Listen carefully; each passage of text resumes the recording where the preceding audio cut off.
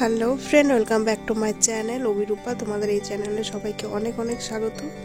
আশা করি তোমরা সবাই অনেক ভালো আছো। তো বন্ধুরা, আমরাও ভালো আছি মোটামুটি। একটু ভয় ভয়ও লাগছে আজকে, কারণ আমাদের পরিবারের নতুন সদস্য আসতে চলেছে। তো আজকে তো গাড়ি চলে আসছে, এখন যাচ্ছি হসপিটালে, বাগডোগরা গ্যালাক্সি হসপিটাল। তো আমার সাথে যাচ্ছে মা দাদা, আর তোমাদের দাদা ভাইও যাচ্ছে, আর ওইখান থেকে আমার মাসি আসবে।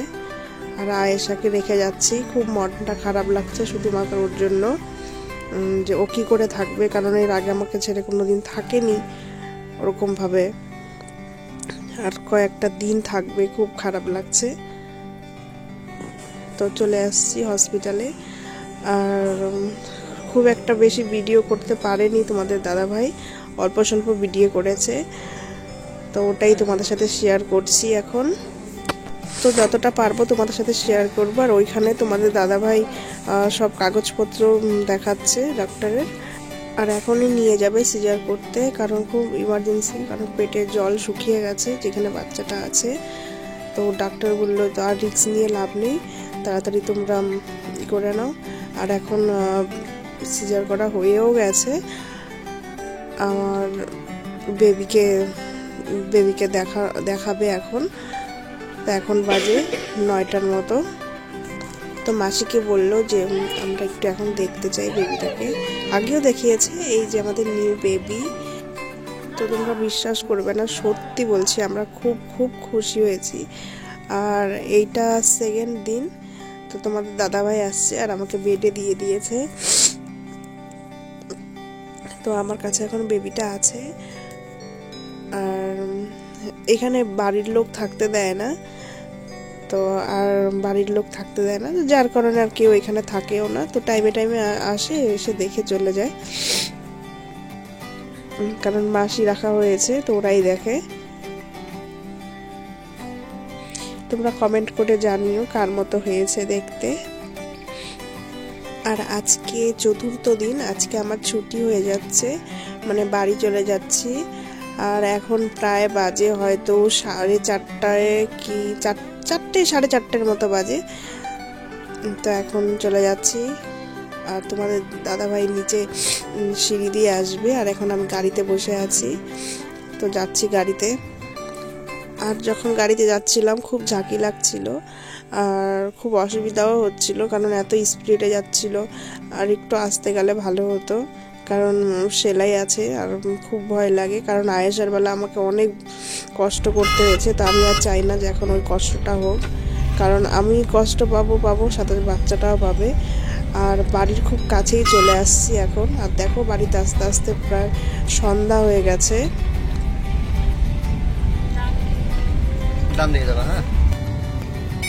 তো আমাকে ডাক্তারবাবু ডেট দিয়েছিল ডিসেম্বরের 13 তারিখ।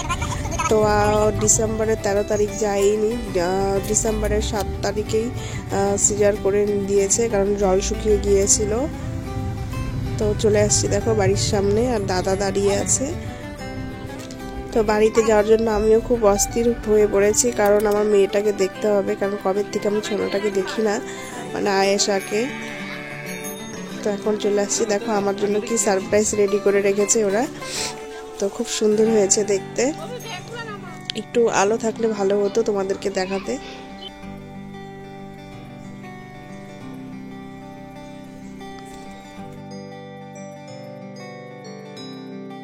তো এত সুন্দর করে ওরা বানিয়েছে, আর কি বলবো, খুব সুন্দর হয়েছে। আর পাড়া দিতেও ইচ্ছা করছে না।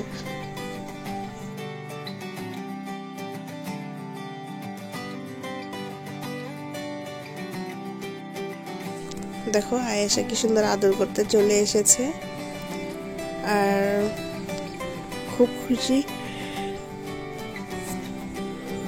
তো তোমাদেরকে আমি এখন বলবো না যে আমাদের ছেলে হয়েছে নাকি মেয়ে, পরে বলবো। কিন্তু যাই হয়েছে, আমরা অনেক খুশি।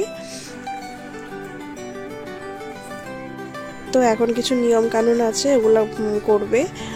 আর অনেক রাত হয়ে গেছে, এখন আর স্নান করা যাবে না। আর ডাক্তার বলেছে একদম মানে জল ছানতে না বা মানে স্নান করতে নাই করেছে। আর এখন কয়েকটা দিন ঠিকঠাকভাবে ভিডিও দিতেই পারবো না, কারণ একদমই টাইম পাওয়া যাবে না। আর শরীরটাও তো আমার খুব একটা ভালো নেই, মানে অসুস্থই, ব্যথা আছে এখনো।